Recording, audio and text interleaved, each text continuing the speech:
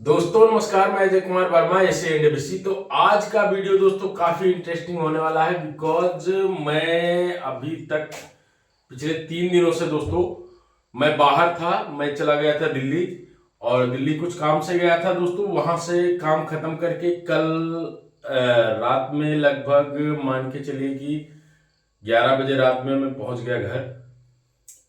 तो दोस्तों आज का वीडियो जो है ना, ये इसलिए इम्पोर्टेंट है क्योंकि इस वीडियो के माध्यम से मैं आप लोगों को कुछ चीजें बताने वाला हूं दोस्तों, जिसको सभी फार्मर मेरे भाई जितने भी हैं, जितने भी लोग इस वीडियो को देख रहे हो आप लोग, वो लोग ना पूरे मन से देखिएगा इस वीडियो को।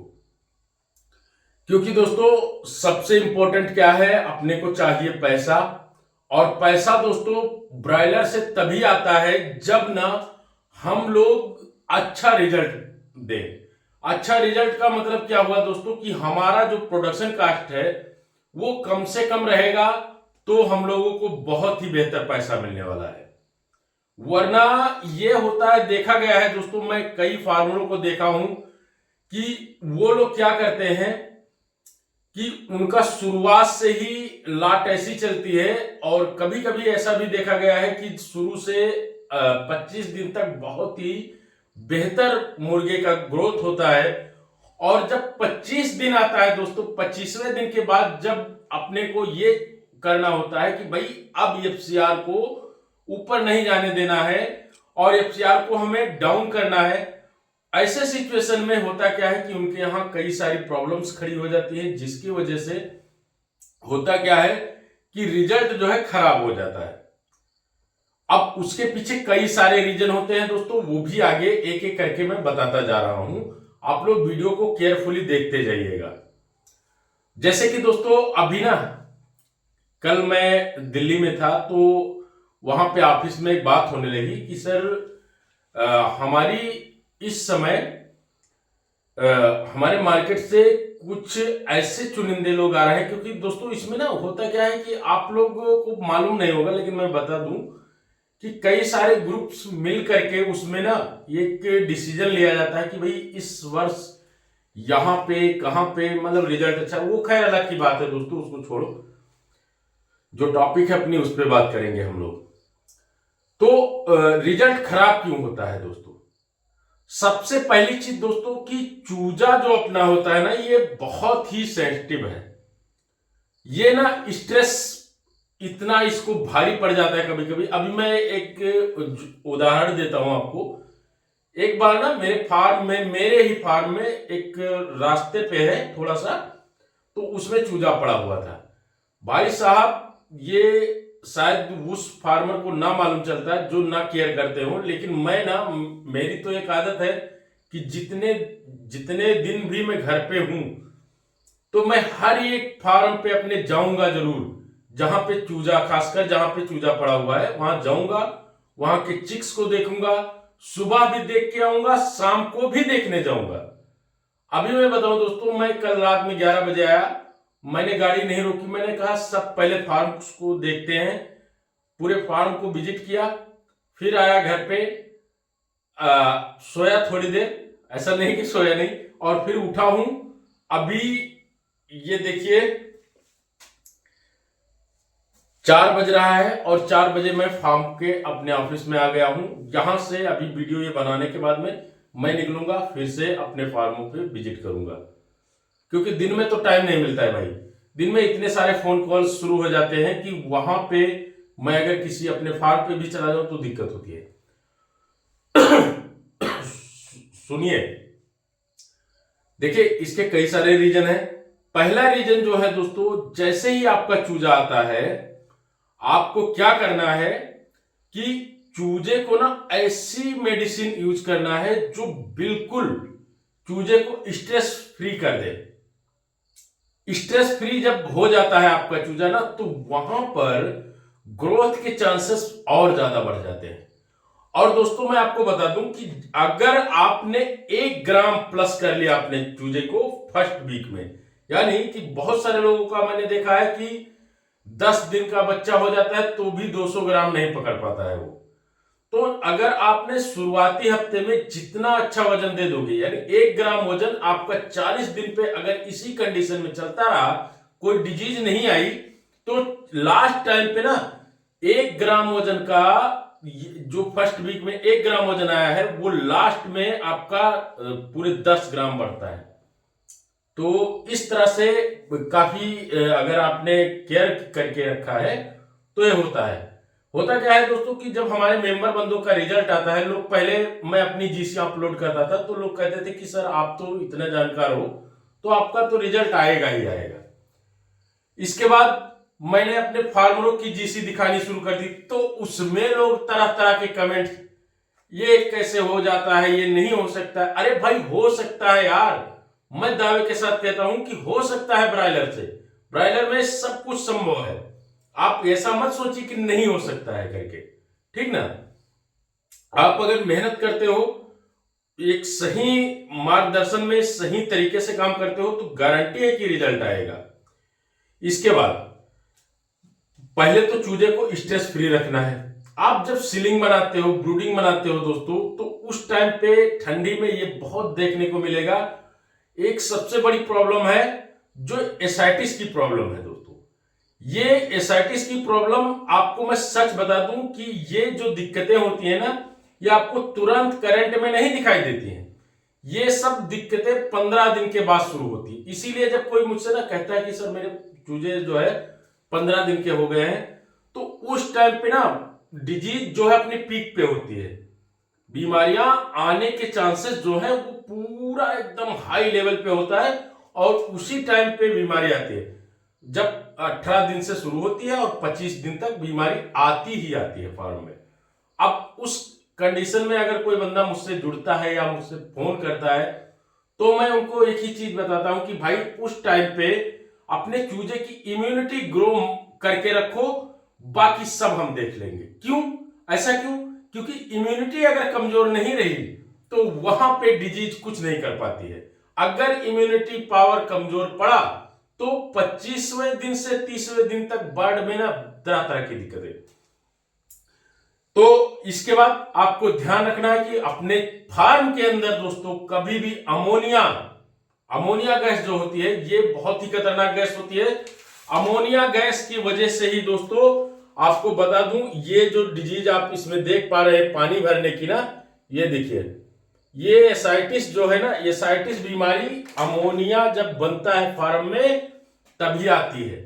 दूसरा, लीटर गीला होता है तो ये डिजीज आती है, और ये डिजीज खासकर 18 दिन पर ही आती है, 15 से 18 दिन पर आती है और ये 25 दिन तक रहती है फार्म में और उसी में बहुत ज्यादा नुकसान कर देती है। ये सारी चीजें हो गई दोस्तों। इसके बाद आपको ना ऐसे जो विटामिन होते हैं, अच्छा मुर्गे में ना आज तक कोई ऐसी दवा ही नहीं बनी जो एक दवा के प्रयोग कर देने से आपका फाइनल हो जाए लाट। क्यों मैं गलत बोलता हूं? ऐसा नहीं है। तो इसलिए इसको ना सही समय पे, जैसे शुरुआत में आपका चूजा आया, आपने उसको क्या इजी ब्रूड लगा दिया। इजी ब्रूड से क्या होता है कि चिक्स एकदम स्ट्रेस फ्री हो जाता है, उसको सारे मल्टीविटामिन जो उसको शुरुआत में मल्टीविटामिन चाहिए वो पूरे हो जाते हैं। इसके बाद उसको किडनी प्रेशर दे दिए, एंटीबायोटिक दे दिए, फिर वैक्सीनेशन करवा दिए। वैक्सीनेशन के बाद में आप उसको मल्टीविटामिन, कैल्शियम, ये सारी चीजें देते रहना है। ध्यान ये रखना है कि कहीं से पर्दे की दिक्कत ना हो।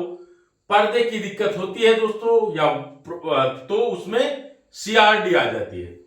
इकोली जो ऐसी बीमारी है दोस्तों, जो ना अगर आपने अच्छे से साफ सफाई किया नहीं है तो इकोली आती है।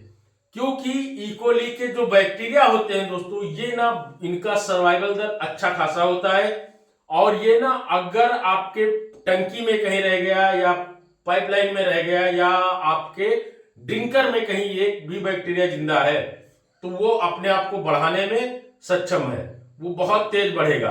तो इससे क्या होता है, इकोली आ जाती है। अच्छा, इकोली के बारे में एक चीज और बता दूं, ये आप लोग मन से वहम निकाल दीजिएगा।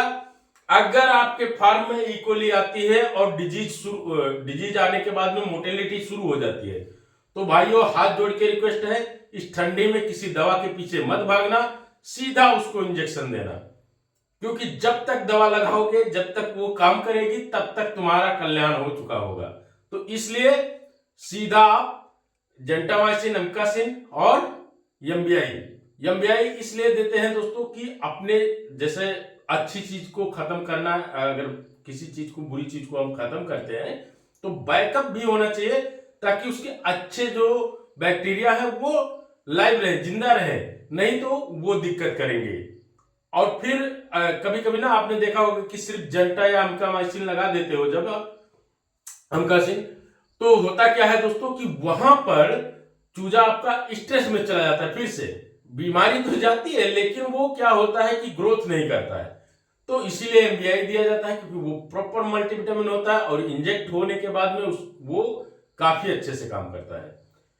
बात जो है दोस्तों, ये तो 25 दिन कंप्लीट होगा। 25वें दिन के बाद से दोस्तों आपको क्या करना है कि अपने चूजों को पकड़ करके कम से कम 15 चूजे, देखो ये ठंडी का माहौल है दोस्तों, ठंडी में जितना वजन दोगे उतना अधिक पैसा मिलता है। और खासकर कॉन्ट्रैक्ट फार्मिंग वाले सुन लो, आप ना वजन कर लो, वजन करने के बाद में कलर करके छोड़ दो, उसी में कलर करके छोड़ दिया, अब ना नेक्स्ट डे में आके फिर से उसको वजन करो, 2-4 मुर्गे, 2-4 कांटे आप अलग लगा के वजन कर लो, आपको मालूम चल जाएगा कि हमारा जो बर्ड है ये वजन कितना दे रहा है। अगर बाय द वे उसने आपके अपेक्षा के हिसाब से नहीं वजन दिया तो वहां पे तुरंत ट्रीट करना है, उसको ट्रीट करना है। तो और ध्यान ये रखना है कि हमारा चूजा जो है या हमारा मुर्गा जो है ये कभी भी दिन के समय में या रात के समय में ऐसा तो नहीं है कि कहीं इसको ऐसी एक्टिविटी दिखा रहा है जो आम चूजे से अलग हो। इसीलिए जब कभी फार्म में जाइए तो अपनी आंखों को प्रॉपर, अपना सेंस और आंखें दोनों चालू रख के जाइए, ताकि आपको सारी हरकतें दिखाई पड़े बर्ड की। ऐसा नहीं है कि वहां पहुंचे, ध्यान आपका है चौराहे पर और आप पहुंच गए फार्म में, अब पता लगता है कि भाई हम यहां देख रहे हैं, हाँ चलो ठीक है, अब वो सेंस आपका अलग रहेगा तो आप देखते चले जाओगे सिर्फ। लेकिन अगर माइंड और आंखें दोनों एक साथ में देख रहे हो आप, तो आपको सही चीजें दिखाई देंगी। बीट की प्रॉब्लम जो होती है दोस्तों, ये किसानों के लिए सबसे घातक है। क्यों? क्योंकि अगर बीट खराब हुआ, बर्ड का वजन नहीं आएगा, साथ ही साथ में अगर फीड भी आ रहा है कहीं तो फीड आपका एफसीआर भी भगा देगा, वेट भी नहीं लेगा, और इसी वजह से आपका देखोगे कि आज एफसीआर 25वें दिन पे ठीक ठाक था, 32-33 दिन पे एफसीआर खराब हो गया है। तो इन सारी चीजों का प्रॉपर ध्यान रखना है। और जो मैं जिस ग्रोथ प्रमोटर की अक्सर वीडियोस में बात करता रहता हूं दोस्तों, जो ग्रोटेक है ना, मैं ग्रोटेक को सच बता रहा हूं कि मैंने देख लिया यार, इसको ना कई सारी तरीके से लगा के देख लिया। ये आम ग्रोथ प्रमोटर के हिसाब से नहीं है, इसको ना मैं शुरू से ही मैंने लगा के देखा है और रिजल्ट अच्छा आया है। चूजे पे लगाओ, चूजे से ये धीरे धीरे बड़े पे जाएगा, चूजे पे लगाओगे आपका दवा कम लगेगा, कम दवा लगेगा दोस्तों, तो आप देखोगे ना कि जहां लास्ट टाइम पे आपका 3 kg ग्रोथ प्रमोटर जा रहा है बर्ड को, वो ना शुरुआत से अगर लगाते हो आप तो 1.5 kg में काम हो जाएगा। यानी कि यदि जहां आपका 3-4 हजार रुपए खर्च हो रहा है, वहां 2000 में काम हो जा रहा है पहले से लगाने पे, और वेट उतना ही फर्स्ट क्लास आएगा और आपका बच्चा जो है स्वस्थ रहेगा, मस्त रहेगा। और इसके बाद दोस्तों आप लोग कॉन्ट्रैक्ट फार्मिंग वालों के लिए खासकर मैं बता रहा हूं दोस्तों कि अपनी बुक को ना आप खुद से जोड़ना शुरू कर दो। यदि बुक कहीं भगने लगे तो ना उसके लिए कई सारे तरीके हैं कि भाई हमें फीड को कैसे कंट्रोल करना है। फीड को कंट्रोल करोगे, फीड कंट्रोल करने का तरीका है दोस्तों जो मैं अगले वीडियो में बता देने वाला हूं। आप लोगों का कमेंट रहा तो मैं बताऊंगा।